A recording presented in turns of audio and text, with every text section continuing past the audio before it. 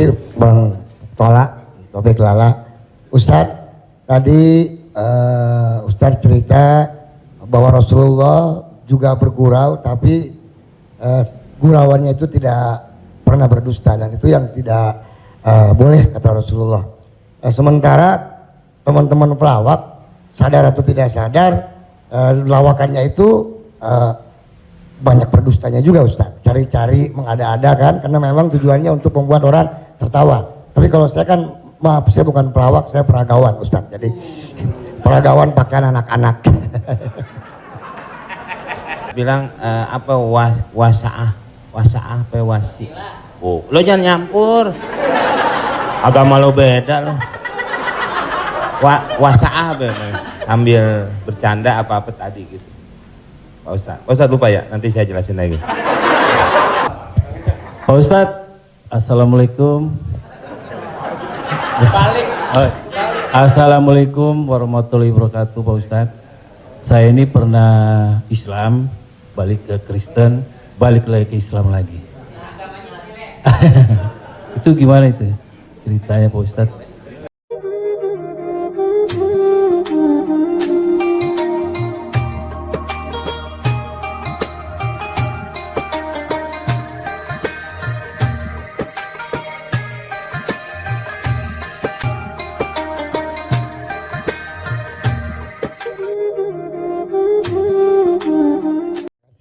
Bang Tola, Topik Lala. Ustadz, tadi Ustadz cerita bahwa Rasulullah juga bergurau, tapi gurauannya itu tidak pernah berdusta, dan itu yang tidak boleh kata Rasulullah. Sementara teman-teman pelawak sadar atau tidak sadar lawakannya itu banyak berdustanya juga Ustadz, cari-cari mengada-ada kan, karena memang tujuannya untuk membuat orang tertawa. Tapi kalau saya kan, maaf, saya bukan pelawak, saya peragawan Ustadz, jadi peragawan pakaian anak-anak. Jadi saya dengar dusta kan gitu ya, contohnya kayak tadi gitu, atau bopak umpamanya dia mengatakan dirinya ganteng, dia cerita bahwa banyak cewek yang suka sama dia, itu kan berdusta Ustadz. Iya kan, fitnah kan. Kita Willy enggak, tapi kalau soal ketampak jadi mohon dijelaskan kembali oleh Ustadz Abdul Somad batasan bagaimana di dalam melawak yang tidak boleh berdusta, sehingga kalau memang ternyata pelawak tidak boleh berdusta dalam melawakannya, mungkin saya sedang pikir-pikir dulu untuk melanjutkan profesi ini Ustadz. Saya takut langsung neraka. Terima kasih Ustadz Abdul Somad. Assalamualaikum warahmatullahi wabarakatuh. Ada saatnya kita berilustrasi, menceritakan suatu kisah. Jadi sebetulnya para penulis novel Islam pun dia sebenarnya kisah itu ada juga yang fiktif atau dicampur antara nyata. Bahkan Buya Hamka menulis kisah campuran antara tenggelamnya kapal Panderwick adalah campuran antara nyata dan fiksi. Apakah ketika orang bercerita tentang fiksi itu dia berdusta? Tidak. Jadi kita bisa bedakan itu antara orang memang betul-betul dia berdusta. Kemarin saya melakukan ini suatu, padahal cerita itu tidak ada. Beda dengan dia misalnya katakan, saya ini Ustadz seorang peragawan, tapi peragawan pakaian anak-anak. Tidak.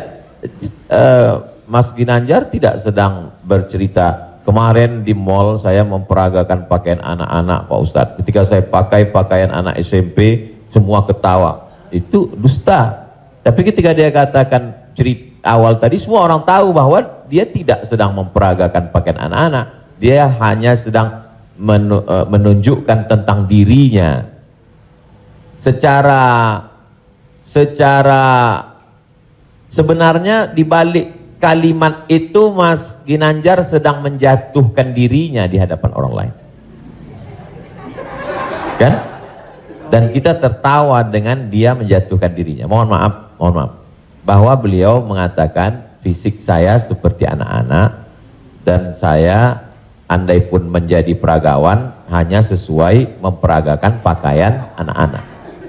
Hari ini orang tidak menjatuhkan dirinya, dia menjatuhkan orang lain, menjatuhkan tokoh agama, menjatuhkan ustadz.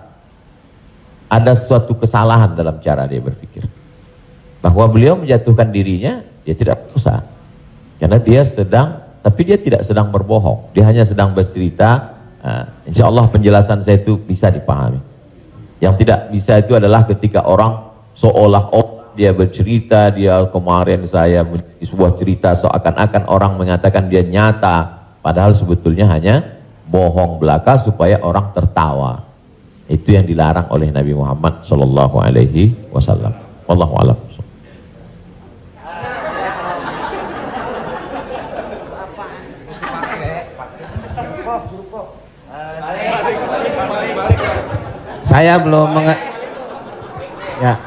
Saya belum paham yang tadi Pak Ustadz bilang apa wasaah apa wasi. Oh, lo jangan nyampur. Agama lo beda lo. Wasaah sambil bercanda apa tadi gitu. Pak Ustadz lupa ya, nanti saya jelasin lagi. Apa tadi? Wasaah kalau nggak salah. Nggak tahu, ujang adanya kali. Ya Pak Ustadz. Ya itu. Wasilah. Bukan. Wasaah apa wasiah? Tentu baik tentu buruk. Wassalam habis dong. Ya? Sa'ah wa sa'ah. Nah, itu Pak Ustadz. Sa'ah. Jadi ketika itu ucapan hadis Nabi. Ada seorang sahabat, dia datang menemui Nabi. Kenapa ketika kami duduk bersamamu ya Rasulullah di dalam Masjid Nabawi, di majelis ilmu, kami merasa dekat dengan Allah. Kami merasa takut kepada Allah. Tapi ketika kami pulang ke rumah, ketemu dengan anak istri bersenda gurau, kok rasanya beda. Lalu apa kata Nabi? Sa'ah wa sa'ah. Hidup ini ada masanya serius, ada masanya bercanda, ada masanya begini. Lau kuntum kama kuntum la safahatkumul malaikah. Seandainya kamu seperti itu terus, seperti saat berada denganku di hadapanku di masjid, tidak berubah-berubah, turun malaikat bersalaman dengan kamu, kata Nabi SAW. Jadi sahabat itu pun mengalami seperti yang kita alami dan kekhawatiran seperti kekhawatiran kita. Ketika kita duduk dengan Habib, dengan Ustadz di masjid, dengan Kiai, dengan Tuan Guru, terasa begitu full iman. Tapi begitu pulang ke rumah, kok begitu ya? Rasa yang kita rasakan sekarang dirasakan juga sahabat Nabi dulu, dan mereka tanya, kata Nabi nggak salah, karena hidup ini ada sa'ah wa sa'ah. Sa'ah artinya bahasa Indonesianya saat. Semua ada saatnya, semua ada masanya. Selama tidak kita katakan, kamu kok mabuk kemarin? Semua ada saatnya. Ada saatnya mabuk, ada Allah. Pak Ustadz, Assalamualaikum. Assalamualaikum warahmatullahi wabarakatuh Pak Ustadz. Saya ini pernah Islam, balik ke Kristen, balik lagi ke Islam lagi. Itu gimana itu ceritanya Pak Ustadz?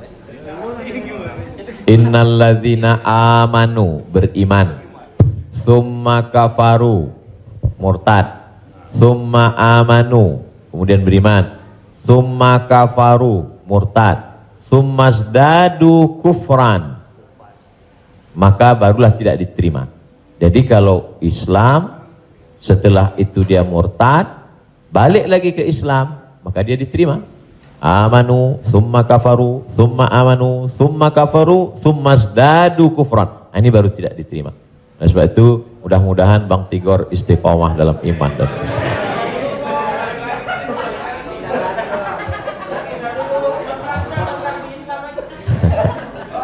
Agama lu kayak angkos bolak-balik.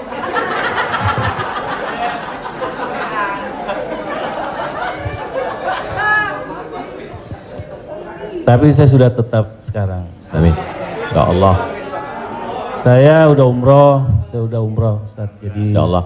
Jadi balik Bang, ke jalan yang benar. Insya Allah. Jadi Bang Topik, kajian paski mungkin kerjasama dengan musyawarah supaya terus, atau kalau tidak ingin satu majelis, ustadznya nanti setelah di sana pagi misalnya, sore di paski. Kemudian ngaji ini, kalau sekedar ngaji kita nggak ada tantangan, mesti ada sosialnya. Misalnya ngumpulin beras. Jadi saya sendiri tidak hanya sekedar ngaji, saya khususkan hari Jumat kedua setiap bulan, saya di Pekanbaru, hari Jumat khutbah Jumat, habis itu bagi beras ke masyarakat pelosok yang sulit. Lalu siapa yang menjadi relawannya? Yaitu relawan-relawan biker subuhan, mantan petato, kemudian hijrah, pemuda hijrah. Karena kalau cuma ngaji, orang tidak ada tantangannya. Jadi saya ingin ke depan paski ngaji, kemudian ada gerakan dakwah, kemudian ada gerakan sosial, buat rumah tahfiz, lalu kemudian tidak hanya uang dari komunitas saja, buat yayasan, kami membuka rumah tahfiz gratis untuk yatim dan segala macam, kirim ke nomor rekening berikut ini, pasang pancingnya, Allah Ta'ala memberikan. Belajar kita dari yang dilakukan oleh almarhumah, 250 yatim 40 tahun, Prof. 43 tahun bisa tidak putus. Inspirasi. Jadi kalau mau, maka kita bisa ikuti jejak. Sehingga kita, jadi kelanjutan itu, maka Bang Tigor dan abang yang lain, dia akan terpacu terus untuk datang setiap kajian pekanan, lalu kemudian memperbaiki tahsin bacaan Qur'annya, lalu kemudian meluruskan kajiannya, kemudian ada konsultasi dengan ustadz, tanya jawab dan lain sebagainya. Wallahu a'lam.